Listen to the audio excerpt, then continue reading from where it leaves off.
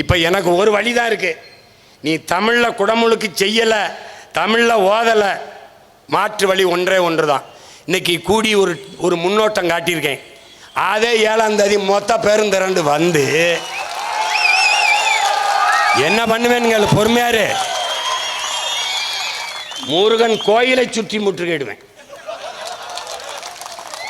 ஒரு கோட்டை பேரரணாக மக்கள் கோட்டையை, மாபெரும் தமிழ் மக்கள் கோட்டையை கட்டுவேன். எங்களில் பல நூற்றுக்கணக்கான ஓதுவார்களை, மறையோதும் பேரறிஞர்களை கொண்டு வருவேன். எங்கள் ஐயா சொல்கிறாங்களே எங்ககிட்ட ஆள் இருக்குன்னு, இருக்கு, வர வச்ச இதே மாதிரி ஒரு பெரும் முருகனை நிறுத்தி நாங்கள் நன்னீர் ஆட்டி போடா மந்திரத்தை போடும்.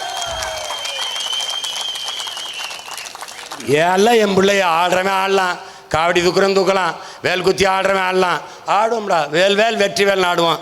எந்த பக்கம் முருகன் இருக்கான்னு பார்த்துருவோம். முருகா, நீ எங்கூட கூட்டணி வைக்கிறியா? உன் பேரன் கூட இந்த திருட்டு திராவிட பயில கூட்டத்தில் கூட்டணி வைக்கிறியா? நீ யாரு கூட நிற்க போற? உன் ஓட்டு முதல்ல யாருக்கு சொல்லு? உன் ஓட்டு யாருக்கு? எனக்கு சொல்லு. யாருக்குன்னு சொல்லு. இனி சொல்லு, உன் வாக்கு யாருக்குன்னு சொல்லு. அப்புறம் தான் நான் காவடியை தூக்குவேன். நீ சொல்லு, முதல்ல சொல்லு. இப்போ பனை ஏற போகிறேன்றா, ஜல்லிக்கட்டுக்கு போகிறான்னே, பனை ஏறுறேன், நாளைக்கு ஆடு மாடு மேய்க்க போகிறேன். எனக்கு வழி இல்லை.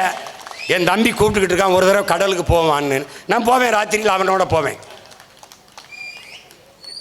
தம்பி, அஞ்சுவதும் அடிபணிவதும் தமிழன் பரம்பரைக்கே கிடையாதுங்கிறான் எங்கள் தலைவர். நீ சீமான், நீ பனைமரம் ஏறுவியா? ஏண்டா இராணுவ வீரனுக்கு துப்பாக்கி சுட தெரியுமான்னு கேட்குற? ஏடாவது கொடுமையாக இருக்குது. ஒரு கிராமத்து மகன், ஒரு மனிதன் என்றால், கிராமத்தான் என்றால் மரம் ஏற தெரியணும், நீச்சல் தெரியணும், சிலம்பம் தெரியணும். இது 3 என்ன? அடிப்படை தகுதி, பேசிக் குவாலிஃபிகேஷன். எப்படி? அடிப்படை தகுதி. இது 3 தெரியாம ஏடா சிவகங்கையிலேருந்து வண்டி ஏறி வந்திருப்பேன். வாவா, நாளைக்கு எப்படி ஏறேன்னு பாரு. தம்பி, இன்னைக்கு பனை ஏறுவோம், நாளைக்கு அரியணை ஏறுவோம். 2 நடக்கும் தம்பி, 2 நடக்கும். ஆடு மாடுகளின் மாநாடு வந்து பாரு. ஆடு மாடுகளின் மாநாடு 10ஆம் தேதி போடுறோம் பாரு. உலகத்தில் எவனும் என் மாநாட்டை தாண்ட முடியாதுங்க. போடுறேன் பாரு. அதுக்கப்புறம் என்ன பண்ணுவேன் தெரியுமா? 5000 2000 ஆடு மாடுகளை திரட்டிக்கிட்டு நானே மலையில் ஏறி மேய்க்க போவேன். இப்போ 7ஆம் தேதி இது கோரிக்கை. சும்மா அந்த சின்ன பயலுக பேச்சை கட்டு இதெல்லாம் இல்லை, நீங்கள் நடத்துங்க பார்த்துக்குவான். அந்த அண்ணன் சேகர் பாபு அவர்கள் நாளைக்கு ஏதாவது பேசுவாப்புல.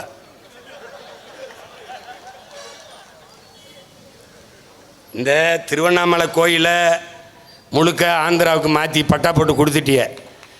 பூரா இடத்துலையும் தெலுங்கில் எழுத்து வந்துருச்சு. எல்லா இடத்துலையும் அந்த பக்கத்தில் பேருந்து நிலையம் எல்லாத்துலேயும் தெலுங்கில் வந்துருச்சு. நீ எல்லாவற்றையும் இப்படி பண்ணிட்டுருக்க. செம்மொழி நாள்னு கருணாநிதி பிறந்த நாளாக அறிவிக்கிற. நியாயமாக செம்மொழி என்னைக்கு? எங்கள் பாட்டன் வள்ளுவ பெருமானார் பிறந்த நாள் தான் செம்மொழின்னு வைக்கணும். வச்சா அப்படி இல்லைன்னா என்னுயிர் தமிழ் மொழி செத்து விடுமோ என்று செத்தான்ல எங்களுடைய மூதாதை நடராஜன், அவனுடைய நினைவு தினத்தை செம்மொழி நாள்னு வைக்கணும். எப்போ வைப்பான்? நான் வந்தால் வைப்பேன். நீங்கள் எப்படிப்பா? உங்கள் அப்பா பிறந்த நாள் எத்தனை நாளைக்கு நீ இருந்துருவா? பிறந்த நாள் அப்படி செம்மொழின்னு கொண்டாடிக்கிட்டு. நான் முதலமைச்சர் ஆகிட்டா இன்னைக்கு பேசின வாய் ஒரு தடவை கருணாநிதி பிறந்த நாள் செம்மொழின்னு பேசிடுமா? இல்லை பேசிட்டு எப்படி பேசிடுமா? செம்மொழியினால் என்ன? என் மொழி செம்மொழியாக இருந்ததா? நீங்கள் சொன்னதால் செம்மொழியாக ஆனதா? அந்தஸ்தை வாங்கி கொடுத்தான். அப்போ தகுதியிலேருந்து என் தாய்மொழி இருந்ததா? செம்மொழி ஆனதால் நடந்தது என்ன? பயிற்று மொழி, பாடமொழி, வழிபாட்டு மொழி, வழக்காட்டு மொழி, பேச்சு மொழி, ஆட்சி மொழி. இத்தனை ஆண்டுகள் கழித்து நாம் தமிழர் பிள்ளைகள் மணியரசனின் மக்கள் வந்த பிறகுதான் நீ தமிழில் அரசாணை வெளியிடப்படும் அறிக்கை விடுற. அப்ப இதுவரை என்ன புடிங்கிட்டு இருந்தீங்களா? தமிழ்நாட்டில் தமிழில் கூட அரசாணை வரல. பார்த்துக்க, அரச உத்தரவு, அரச கட்டளை வரல. எப்படி இருந்திருக்க பத்தியா? எப்படி செப்பும் மொழியாக இருக்கிறதா தமிழ்? செம்மொழி என்று சொல்லிவிட்டால் எந்த இடத்தில் தமிழ் இருக்கிறது? தமிழை சாகடித்தவர்கள். அவர் பிறந்த நாளை தமிழ் செத்த நாள், தமிழ் செத்த நாள், தமிழை சாகடித்த நாள், சாகடித்தவர்கள் பிறந்த நாள். திட்டமிட்டு அளித்தார்கள். வணிக நிறுவனங்களின் பெயர் பலகையிலே தமிழ் உண்டா? விலை பட்டியலிலே பெயர் உண்டா?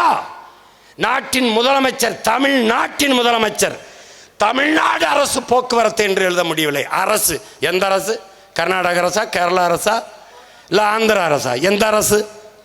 எந்த அரசு? எல்லாம் எல்லாம் கலைஞர், எல்லாம் கருணாநிதி, எல்லாம். ஜல்லிக்கட்டுக்கு அவருக்கு என்ன சம்பந்தம்? எதுக்கு ஜல்லிக்கட்டுக்கு அவர் அந்த வளாகத்தை கட்டியவர் பேர்? அடிச்சு அடியில் இப்போ திருச்சியில் கட்டுற நூலகத்துக்கு இல்லை நாங்கள் காமராஜர் பேரை வைக்கிறோம். எப்படி? 540 கோடியில் ஒரு கலையரங்கம் கடற்கரையில் 540 கோடிக்கு ஆசிரியருக்கு சம்பளம் கொடுக்க முடியல. தேர்வு எழுதிட்டு ஆசிரியர் பணி நியமனத்து காத்து கிடக்கிறான் 14,000 பேர். பகுதி நேர ஆசிரியர் நிரந்தர பணியாக்குன்னு கிடக்கிறான். சம வேலை சம வாய்ப்பு, சம வேலை சம ஊதியம் கொடுன்னு ஆசிரியர் பல பேர் வீதியில் நின்று போராடிக்கிட்டு இருக்கான். அறிவை வளர்க்கும் அறிவை கருவறையின் தாயாக இருக்கிற ஆசிரியர் பெருமக்கள் வீதியில் நிற்கிறான். கேட்க நாதி இல்லை.